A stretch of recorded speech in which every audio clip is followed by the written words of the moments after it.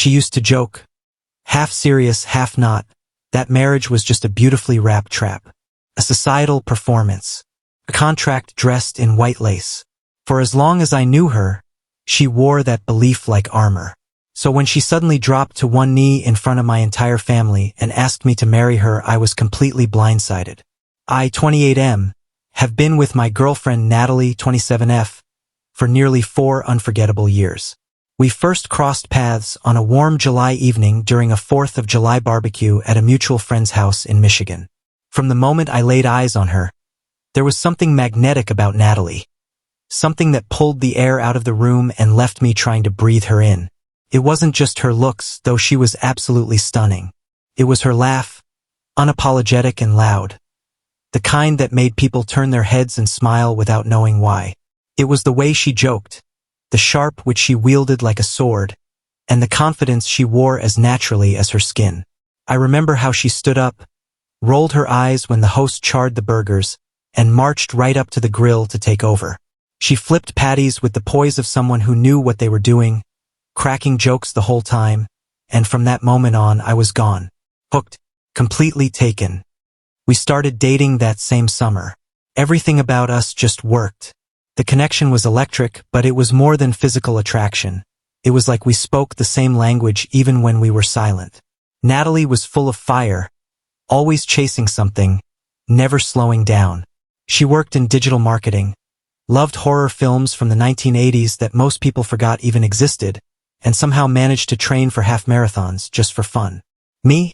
I'm the quiet one, a software engineer who spends more time behind a screen than out in the world. The classic introvert to her extrovert. And yet, we fit. We didn't just make it work, we made it magic. But even in the middle of all that happiness, there was always one hill she stood firm on. She didn't believe in marriage.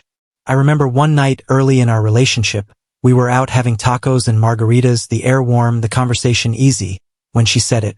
Marriage is a trap, honestly. Just a piece of paper that makes breaking up harder. Why mess up something good with bureaucracy? She chuckled afterward, but her eyes told the real story. She meant it, and I believed her. That belief stayed consistent through the years. Every time marriage came up in conversation, whether it was friends getting engaged, a celebrity wedding, or some viral proposal video, she'd raise an eyebrow, scoff a little, and say something like, "Yeah, give it 3 years," or, "Hope they saved the receipt." It became part of who she was, almost like a punchline she delivered with a smirk. So I never brought it up, not really, even though I had always imagined that part of life for myself. I grew up in a home where love was steady, real, and committed. My parents, 35 years strong, taught me that kind of love existed. I wanted it too, but I loved Natalie more than I loved the idea of a wedding. If being with her meant letting go of the dream of rings and vows, then I would make peace with that. I thought I had, but it didn't stop the thought from lingering, especially after my brother Jason proposed to his girlfriend last Thanksgiving. That night, as we drove home in the quiet hum of our car, I glanced over and asked gently, "Do you think you'll ever change your mind about marriage?" She didn't answer right away. For a moment, I thought she hadn't heard me. Then she sighed. "I just don't see the point. I don't need a contract to prove I love you. If I'm with you, I'm with you. That should be enough." And I nodded. I told her it was. I meant it. But inside, something ached. Not because I doubted her love, but because I longed for that moment. That public, symbolic step that would say, "We're in this for life." Not for validation, for meaning. But I didn't push her. I respected her honesty. And I buried my quiet hope a little deeper. Life went on. Our days were filled with movie nights, spontaneous road trips, long conversations, and even longer mornings in bed. We built furniture together and didn't kill each other in the process. A miracle in and of itself. We were good. We were great. And then, a few months ago, everything changed. It was my mom's 60th birthday. She decided to go big. A full dinner celebration at a nice restaurant, complete with all the aunts, uncles, cousins, even some extended family I hadn't seen in years. I told Natalie she didn't have to come if she didn't feel up for it. Those kinds of events could be overwhelming even for me. But she grinned and said, "Of course I'm coming. I love your family. Besides, your mom's pie is better than yours, and I'm not missing that." I laughed, thinking nothing of it. Just another family event. I had no clue what was about to happen. The restaurant was buzzing that night. The lighting was soft and warm, dishes clinking, the low murmur of laughter from surrounding tables. My mom had booked a private room for the occasion, just family. Over 25 people packed around a long table, already sipping wine and swapping stories when we arrived, fashionably late, as usual. The moment we walked in, the room erupted in cheers like we were royalty. Natalie floated around the room giving out hugs like she was born into the family. Watching her chat with my mom, tease my dad, and laugh with my sister-in-law, it warmed something inside me. Dinner went smoothly. Great food, lots of laughs, especially when my dad launched into yet another embarrassing childhood story about how I once got my head stuck in the porch railing. Natalie was in stitches, barely keeping her wine from spilling. It all felt perfectly normal, perfectly us. Then came dessert.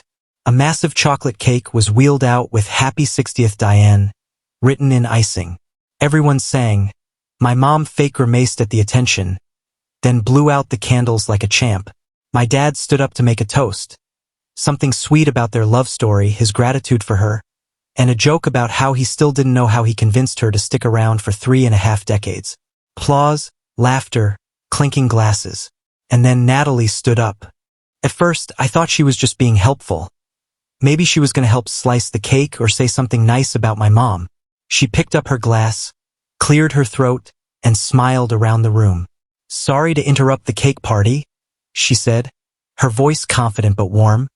"But I just wanted to say something." And I figured, what better moment than when we're all together? People chuckled. My aunt leaned toward my cousin and whispered something that made him smirk. Probably a pregnancy guess. I was clueless. Then she turned to my parents. "Happy birthday, Diane," she said sincerely. "You've always made me feel like part of this family, and I'm so grateful for that. And to both of you, your love. It showed me something I didn't think I believed in." I was blinking fast, my mind racing. What was happening? She turned to me. "I used to think marriage was a trap," she said, with a little laugh that was echoed by the room. Not mocking, just familiar. And for a long time I stood by that. But then I met him. Her eyes locked on mine, and everything inside me stilled. He never tried to change me. Not once. He just loved me. Fully, patiently. And because of that, something shifted. Slowly but completely. I watched how he lives, how he loves, how he never wavered. And I changed. She reached into her purse. The moment I saw her hand go inside that bag, my breath caught. She pulled out a small velvet box. The room gasped. My heart was hammering. I couldn't move. She opened it. Inside was a simple, elegant silver ring. No diamonds, no flair, just perfectly her. She took a shaky breath. "So here I am, doing the thing I swore I never would. I love you. And if you still want it, if you still believe in it, then I do too. Will you marry me?" Silence. For a second, everything stopped. The room, the world. I was frozen. Natalie, brave, confident Natalie, was visibly trembling.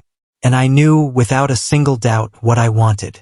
I stood up slowly, reached for her hand, and smiled. "Yes, of course, yes."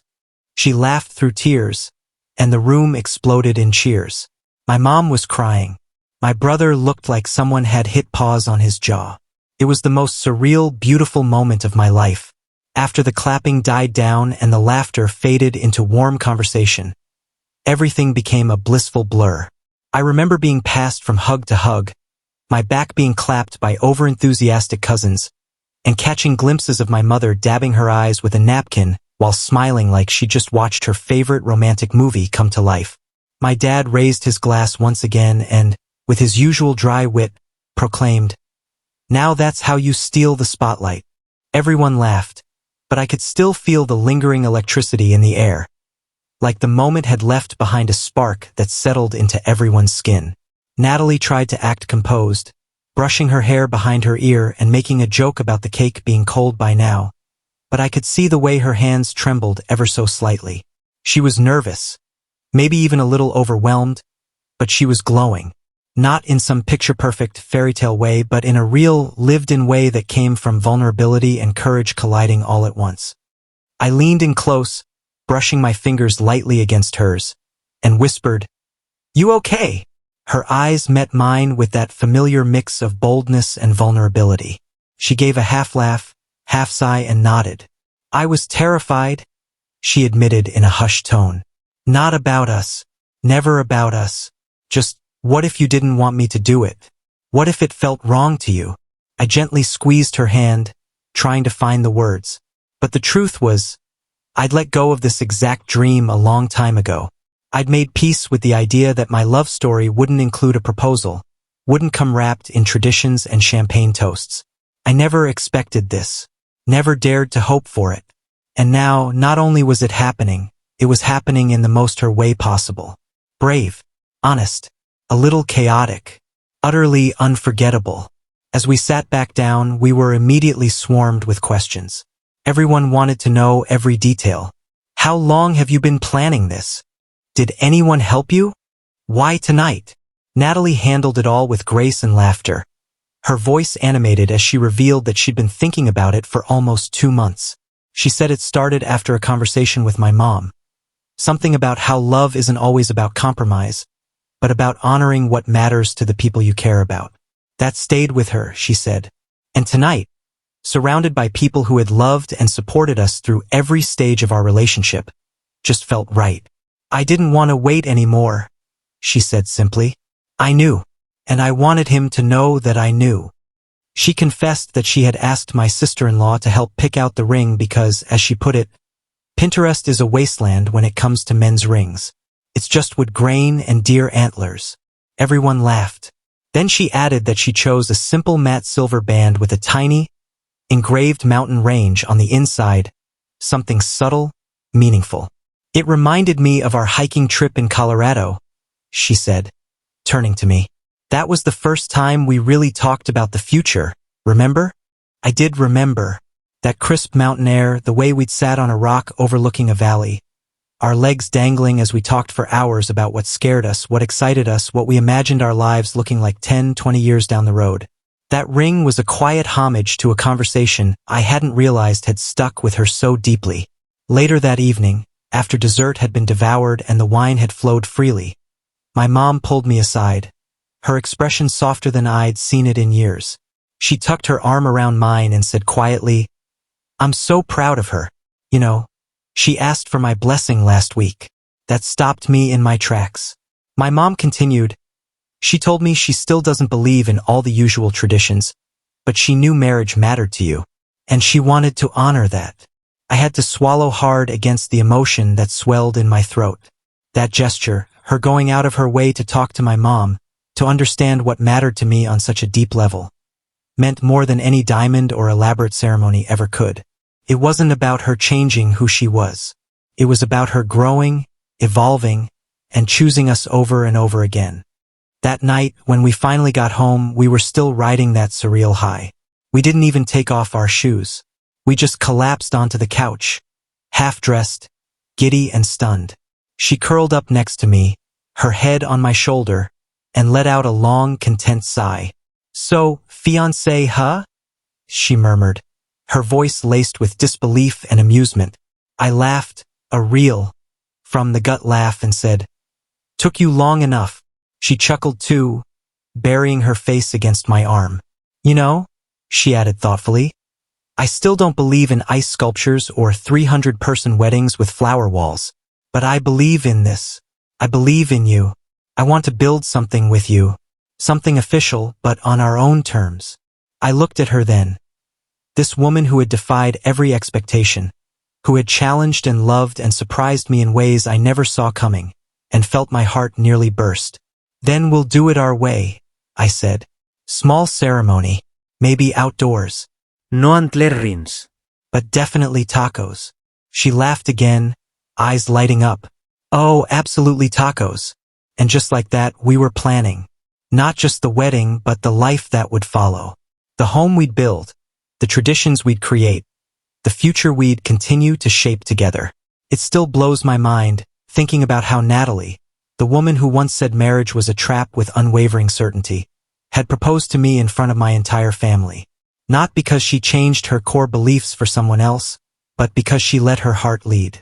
Because she saw what we had and realized it was worth reimagining her future. She didn't abandon who she was. She expanded it. For us. Now, whenever someone asks how we got engaged, I smile and say, funny story. Because it was more than a proposal. It was a revelation. Turning point. The moment when the woman I loved made the most unexpected decision of her life. Just to show me how much she believed in what we had. She used to say marriage was a trap. Now she says it's the best decision she almost didn't make. Thanks for watching till the end. Don't forget to like, subscribe, and share this story if it made you believe in love a little more.